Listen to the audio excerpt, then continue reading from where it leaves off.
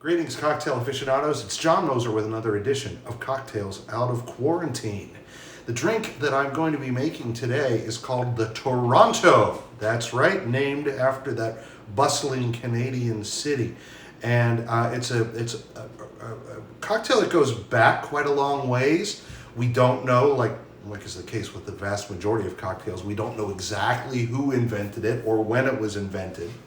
We do know that it first showed up in print in 1922 in a book called Cocktails, How to Mix Them, by Robert Vermeer. But it was listed in there not as the Toronto, but as something called the Fernet cocktail. It was called that because one of the ingredients, probably what makes it so special, is Fernet Branca. The whole reason I'm making this is I've finally gotten a bottle of Fernet Branca. It's not a rare liqueur by any means, but it's something that I can't get in Ashland. I just got it in Mansfield, about 15, 20 miles away. Fernet Branca is one of a class of Italian liqueurs called Amari. Amari is the plural, Amaro is the singular. And it's really hard to classify. It's made up of a variety of spices and herbs.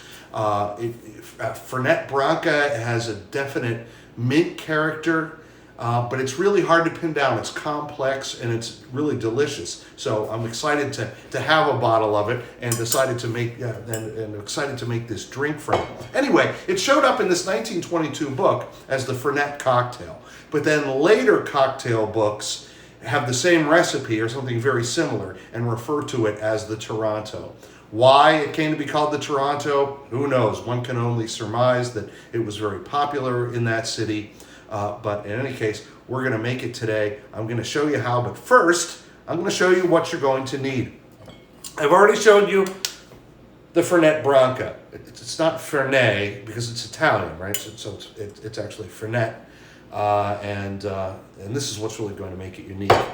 Rye whiskey, preferably Canadian rye. This is Canadian rye whiskey, Lost Barrel, aged 12 years rye whiskey. I got this from my friends at MLH Distillery in Grove City, Pennsylvania. So I'm very happy to have this in there as well. Some simple syrup and Angostura bitters. And we are going to use orange peel, or a twist of orange peel, as a garnish. So if a lot of this sounds like your typical old-fashioned, well, it does. But the Fernet Branca is really what's going to make it special. It's going to separate it out from that drink. Anyway, those are the things you will need. Let's make the drink. All right, let's get this started.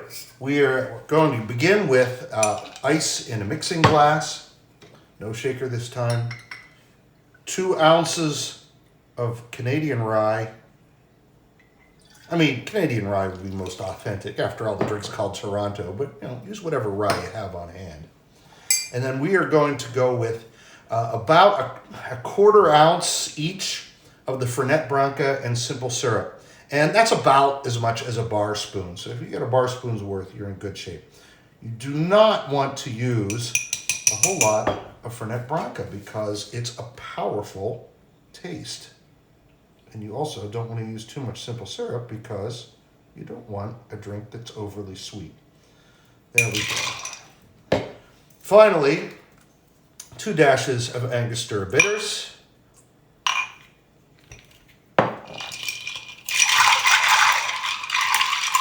stir all that together. Oops, lost an ice cube. Oh, this smells lovely. Wow. All right, let me get my strainer. There we go.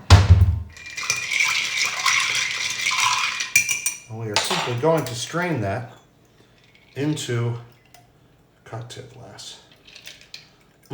I love drinks that are this color. All right. And finally, our garnish. So I've taken this long peel off a little mandarin orange, or is it a clementine? I don't know. And now I'm going to take a knife, pull this over here a little so you can get a better view of what I'm doing. All right, and I'm going to just take a knife and cut off the rough edges.